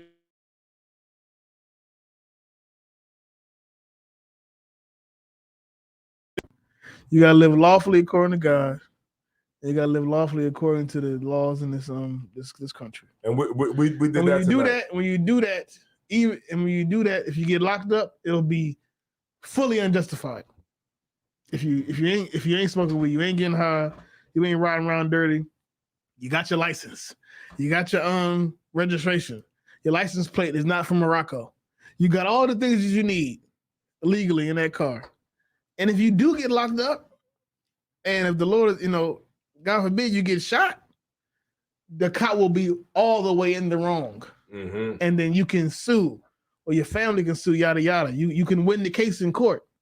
But if you're doing the wrong thing, like you said, the odds is against you. Right. As the odds against you. And what I'm saying is, regardless if you're doing the right thing or if you're doing the wrong thing or the right thing, stay calm, be cool, and just accept the consequences. Mm-hmm. Accept the consequences of living in America as a black person, as a Hispanic person. Mm-hmm. And the consequences is, if I live here, the cops are going to pull me over because I look this way, and they're going to give me a ticket, or they're going to take me to jail regardless. Mm-hmm. So just take it. Mm-hmm. Whatever they do, take it, and just drive the speed limit and try to do your best to do the right thing. But doing the right thing doesn't necessarily guarantee that you're going to be treated correctly.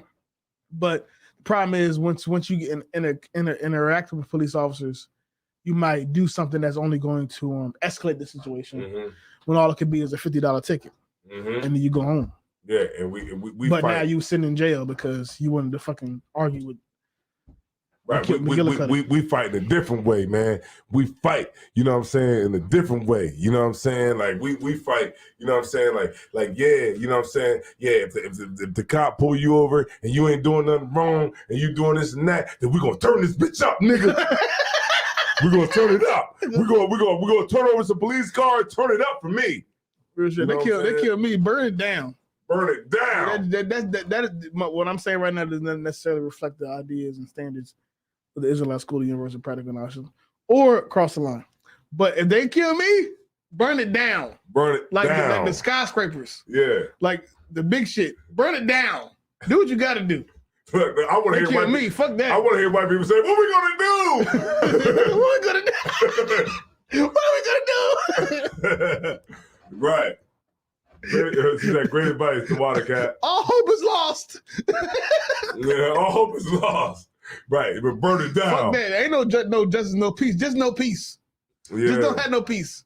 They kill me. Fuck that. Yeah, so shout out to everybody, man, that's watching. We said a lot of things tonight to keep us safe because we give a damn about Israel. We give a damn about the brothers and sisters, man, that's out there that's listening to this. And we want to give you the tools and the necessary things to equip you to be able to make the right decisions when the what's that word called? When the situation presents itself. Right. And we're not out here to send our people to a grave or anything like that by not understanding the who you're dealing with and the things that you're up against. So what we do in the ISUPK, what we do on this show here, the Root and Speech, man, is to show our people how to live because we are serious about saving our lives. Right. Yeah. That's it, man. I think you should watch the movie. I'm gonna watch it. The movie you said about leave the people probably still leave the talking world. About leave the world behind. See, now you going to something deep again. No, I'm not. We're not gonna talk about the movie right now because you haven't watched it. All right. So is the movie good? The movie is good. Okay. I'm saying what I'm about to say because I heard other people that I know have bad reviews. Right? The movie is good. It's an amazing movie. It's amazing, but Captain Masak said he didn't like it. I don't know why he said that though. So depending on why he said that, I don't know why he said that. But depending on why he said that, I might understand. He said don't waste your time watching it. Okay. Like that. He's tripping. But it's an amazing movie. Okay. But if you're gonna watch the movie, just know it's not okay. You gotta watch that movie and it be knowing that you're gonna have to think about the movie. You're gonna have to like be able to pick up on themes and what's the word? Themes and imagery and like pick up on the subtle things that a director or a writer might be trying to tell you without just telling you. Okay, so how do you think it's so deep though? Like, is the person who wrote it in a position where they wanted it to be deep, or is it just whoever made this movie wanted it to be deep? Whoever made this movie wanted to make a movie where they're going to show you things and not tell you. And the problem is, some of y'all are used to movies where they just tell you things. We're going to the evil person and we're going to kill them because they're evil. And then at the end of the movie, we stand on the top of the hill. We say, "Oh, we defeated the evil guy." That's not this movie. It's not Fast and the Furious or Transformers. you got to think about it. You got to think about what the movie is trying to tell you something. Whatever you think it's trying to tell you, that's what it's trying to tell you. It's not the fucking Bible. It's up to your interpretation. Mm-hmm. But I'm just telling you, whoever made this movie is trying to tell you something. They're trying to give you a message of imagery, through subtle things. Like it's not going to just flat out just give you it on a platter. And most movies do that we watch. Most movies just good guy, bad guy. The good guy has a goal. Right, I totally get it. And the good guy fights the bad guy, and they win or lose, and that's it. But that's not this movie. So would you say this movie is like, they clone Tyrone? It's more subtle. It's more subtle than that. It's more subtle than you got to think harder. Think harder than that. Okay. Most High in Christ. So I debit card that I was using to pay Netflix. I no longer use that card, and so my Netflix got cut off. But the way you're giving this review is making me want to kitty movie, at least for a month. It's an amazing movie. If you actually in the movies and you just don't like want to watch Transformers and Fast and the Furious, it's a great movie. Because Tubi's free. Tubi's free. Well, but you got to watch it. You get what you pay for. B movies. You get what you pay for. You know what I mean? Nothing. They be like, "What are you talking about? You better get out of here." yeah. I try to support black movies. Don't do it. They be like this. Like this. They die like this. They get shot like this. Right. Yeah. Now you got to deal with those movies. It be like the movies on Tubi be like, the black movies be like, true to the game. True to the game. I'm in the streets till I die. Yeah, I'm in the streets till I die. Like that'd be the title of the movie. Yeah, that'd be the title. Yeah. So money on the wood made the game go good. Like the most gangsters, the most hoodest gangster shit ever. Money on the wood made the game go good. Yeah, money on the wood made the game go good. Yeah, that'd be crazy. They be chipping on them titles, man. Like this is nigga shit. Hey, but it's free. It's free. Right, it's free. You get what you pay for. So I think that with just seeing the brothers in the school, giving their opinions on what the movie has to offer, I think that I could pay the $20, go check it out on Netflix and see what I can watch for the month. It's art. It's art. It's art. Think about it like that. Yeah, just end it out, end the subscription out, and we'll see what happens from there. You know what I'm saying? So shout out to everybody, man, who's in here right now. Ben Judah came in here. He said Barack and Michael Obama movie. Okay. Barack and Michael Obama movie. Michelle Obama movie. I'm sure. Okay, so that must be a new movie that's out. I'm sure it's on Netflix or something. Yeah.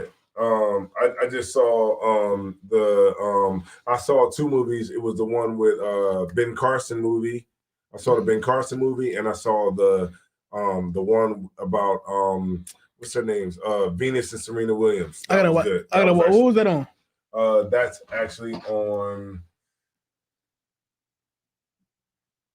Tubi. Tubi? Yeah, it's on Tubi. Will Smith? Yeah, Will Smith. Yep, it's on Tubi already? Yeah, it's on Tubi. Yeah, he got kind of blackballed once he smacked Chris Rock. Oh yeah, well he deserved that. But yeah, once he that's I wouldn't expect that movie to be on Tubi. Yeah, it's a great movie. Great movie. Great movie. The movie was so great. It made me, after I watched the movie, I watched the documentary. Damn. Because I was like, yo, this is good.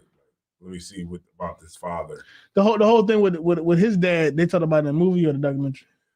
They talked about in the movie. It showcases how he was a good father, which is not really. But they talk about the whole story you told about the Shreveport when they was in Shreveport. No, he basically told her that story once she wanted to go pro. But was that in the movie or the documentary? Yeah, it was in the movie. Okay. Yeah, she wanted to go pro for a long time, and he was holding them back. Like they were good.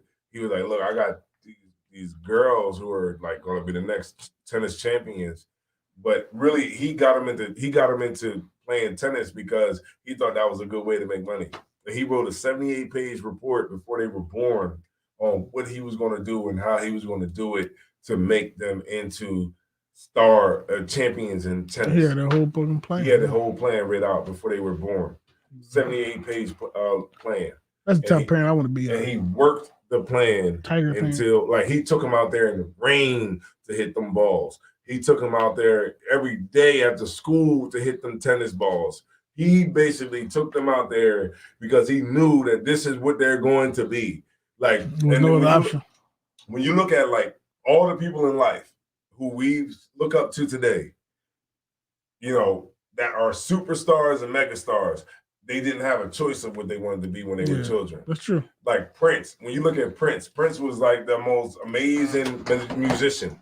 Prince's father was making him, you know what I mean, be in that band. What's Michael Jackson's name? Yeah, Joe Jackson was beating the brakes off that nigga. Beating them, and he beat them, and he didn't give them a choice of what they wanted to be, and they became the greatest entertainers of the whole world. Even Janet Jackson is still performing today. That's it, old ass.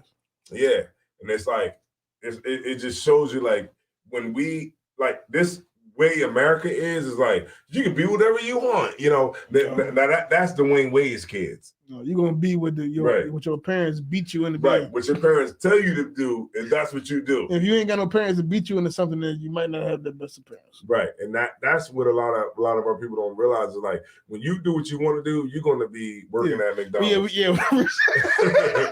You're working at 7-Eleven. When you do what you want to do, you're gonna be mediocre. Yeah, mediocre.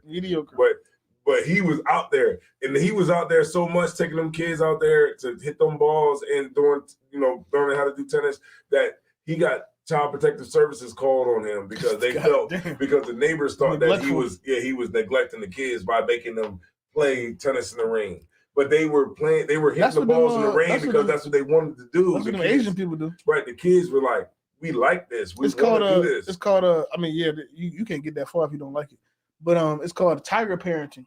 Mm-hmm. It comes from like Asian people who like they want their kid to be real good at playing the violin or something. Mm-hmm.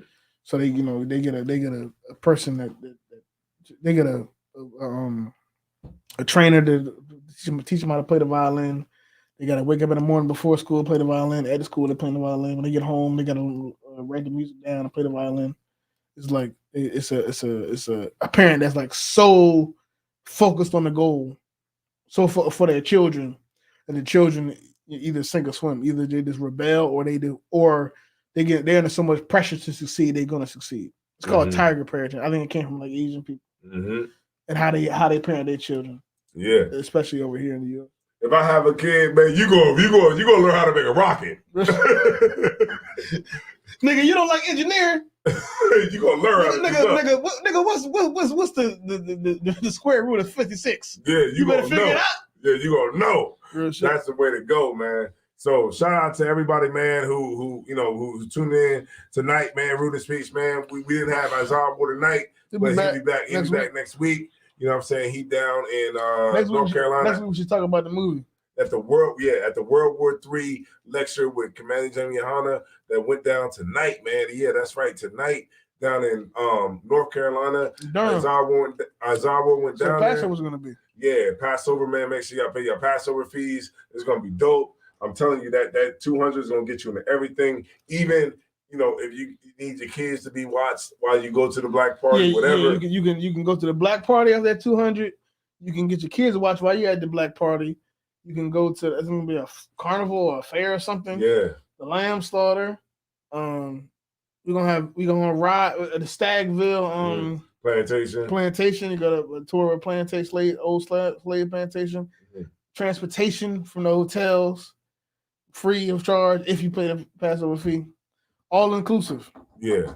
So this actually is even better than last year. Yeah, because you had to pay those extra fees last year. So this year it's gonna be like that. Commander General Yohana is taking the fee, on himself. Oh, small little fee, incremental fees. Yeah. They're gonna have events for the kids. Yeah, a teen social. Teens or some. Mm-hmm.